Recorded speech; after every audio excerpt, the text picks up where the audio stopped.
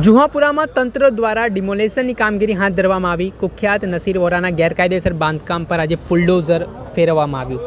1000 વાર જગ્યામાં બાંધેલા ઝુબેદા હાઉસને તોડી પાડવામાં આવ્યું છે। પોલીસના ઉચ્ચ અધિકારીઓની હાજરીમાં આ બાંધકામ દૂર કરવામાં આવ્યું છે। જુહાપુરાના કુખ્યાત નઝીર વોરાનું ગેરકાયદેસર બાંધકામ હતું અને આ બાંધકામ છેલ્લા 10 વર્ષથી કરવામાં આવ્યું હતું। અંદાજિત 2000 વાર જેટલી જગ્યા ઉપર આ બાંધકામ હોવાની વિગતો સામે આવી છે। જુહાપુરા મેઇન રોડ પર આવેલા ઝુબેદા હાઉસનું ડિમોલેશન આજે તંત્ર દ્વારા હાથ ધર્યું હતું। સરકારી જમીન પર આ ઝુબેદા હાઉસ બનાવવામાં આવ્યું હતું। પોલીસ અધિકારીઓના ચુસ્ત બંદોબસ્ત વચ્ચે ડિમોલેશનની કામગીરી હાથ ધરી હતી, જેમાં નઝીર વોરાએ ઝુબેદા હાઉસને ફાર્મ હાઉસ તરીકે ઊભું કર્યું હતું। તહેવારોમાં બાળકોના રમતગમતના સાધનો પણ અહીંયા મૂકીને આવકનું સાધન ઊભું કરવામાં આવ્યું હતું। લગ્ન પ્રસંગોમાં પણ આ ઝુબેદા ફાર્મ ભાડે આપવામાં આવતું હોય તે વિગત સામે આવી છે। અંદાજિત 20,000 ચોરસ ફૂટ જગ્યા પર ગેરકાયદેસર કબજો હોવાની વિગતો કહેવાઈ રહી છે। ભૂતકાળમાં ઝુબેદા હાઉસની સામે આવેલા ગેરકાયદેસર શોપિંગ સેન્ટરનું પણ તંત્ર ડિમોલેશન કર્યું હતું। નઝીર વોરા સામે હત્યાનો પ્રયાસ, અપહરણ, મારામારી, ગેરકાયદેસર જમીનનો કબજો સહિતની 29 જેટલી ફરિયાદો અને ગુનાઓ નોંધાયેલા છે। ત્યારે આ મામલાના સંદર્ભમાં શું કહી રહ્યા છે વેજલપુર પોલીસ સ્ટેશનના પોલીસ ઇન્સ્પેક્ટર તે સાંભળી લો। કઈ રીતનું ડિમોલેશન કરવામાં આવી રહ્યું છે, કેટલા સ્ક્વેર મીટરમાં ગેરકાયદેસર બાંધકામ? આ જે જગ્યા છે એએમસીનો રિઝર્વ પ્લોટ છે અને આ 3392 ચોરસ મીટર જગ્યા છે જે 10 વર્ષથી એમના કબજામાં હતી અને જ્યાં નઝીર વોરા છે એના ખિલાફ 29 જેટલા ગુનાઓ દાખલ થયેલા છે અને એના વિરુદ્ધ પાસાને તડીપારની પણ કાર્યવાહી કરવામાં આવી છે। હાલ જે પ્લોટ છે એએમસીને સાથે રાખી અને આ જે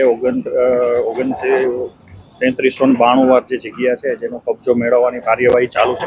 આ કબજામાં દરમિયાન તેની ગેરકાયદેસર ઓફિસ, 2 રૂમ અને એના માણસોના રૂમ કરી અને કુલ 5 કે 6 રૂમ બનાવવામાં આવ્યા છે અને આશરે 500 વારમાં એમનું કન્સ્ટ્રક્શન છે, જેની પ્રવૃત્તિ અત્યારે જે છે ખાલી કરાવવાની અને કબજો એએમસીને સોંપી દેવાની કાર્યવાહી ચાલુ છે। સર, શું એક્ટિવિટી મૂળ અહીંયા કરવામાં આવતી હતી ને જે એક્ટિવિટી થતી હતી ને હજી કેટલા એવા બાંધકામો છે ગેરકાયદેસર તે પોલીસના રડારમાં છે? હજી અહીંયા તે પોતે ભાડે રમતગમતના સાધનો બાળકોને રમવાના એને એ લોકોને ભાડે આપતો હતો અને લગ્ન પ્રસંગમાં પણ કોઈ ન હોય ત્યારે પણ એ લગ્ન પ્રસંગ, સગાઈના પ્રસંગે આ પાર્ટી પ્લોટ તરીકે એનો ઉપયોગ કરી અને ભાડાની આવક એમાં કમાતો હતો।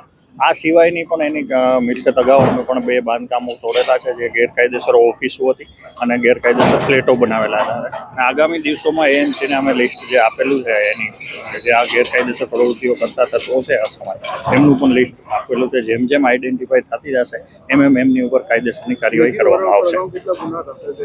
નઝીર વોરા ઉપર અગાઉ 29 ગુનાઓ દાખલ થયેલા છે, જેમાં ખંડણી, હત્યાની કોશિશ, જમીન પચાવવા જેવા અલગ અલગ પ્રકારના 29 ગુના છે અને એના ઉપર 9 જેટલી પાસા અને તડીપારની કાર્યવાહી કરવામાં આવે છે। આટલા કાર્યવાહીમાં 10 વર્ષ જેટલો વિલંબ શું કામ? જ્યારે કોર્પોરેશને આ બાબતમાં કેમ રસ ના લીધો? શરૂઆતમાં જ્યારે ગેરકાયદેસર બાંધકામ હતું ને પોલીસ તરફથી એ સમયે કેવો એપ્રોચ હતો કોર્પોરેશનને? હાલ તો અમને ત્યારે મારા સમય દરમિયાન હાલ અમને જ્યારે આવ્યું ત્યારે પર ધ્યાને આવ્યું ત્યારે આ જે ડ્રાઈવ ચાલી હતી ડીસી સાહેબની સૂચના હતી, સીપી સાહેબના હુકમ મુજબ હતી એટલે તમામ ગેરકાયદેસર અસામાજિક તત્વોના બાંધકામો છે એ એક ઝુંબેશ ચાલુ કરવામાં આવી હતી અને એ ઝુંબેશ દરમિયાન અમને ખ્યાલમાં આવ્યા જે નામ આપવામાં આવ્યા એએમસીને અને એએમસી દ્વારા એના ઉપર આઈડેન્ટિફાઈ કરી અને અમે કાર્યવાહી કરવામાં આવી। આપણે સાંભળ્યા હતા વેજલપુર પોલીસ સ્ટેશનના પોલીસ ઇન્સ્પેક્ટર, તેમણે આ મામલે માહિતી આપી છે અને નઝીર વોરાના જે ગેરકાયદેસર દબાણ છે તેને આજે તંત્રએ પોલીસના ચુસ્ત બંદોબસ્ત વચ્ચે તોડી પાડીને મોટી કાર્યવાહી હાથ ધરી છે। દર્શક મિત્રો, એન કવરેજ ન્યૂઝને આપ લાઇક કરી લો, સબસ્ક્રાઇબ કરી લો અને શેર કરવાનું ભૂલતા નહીં।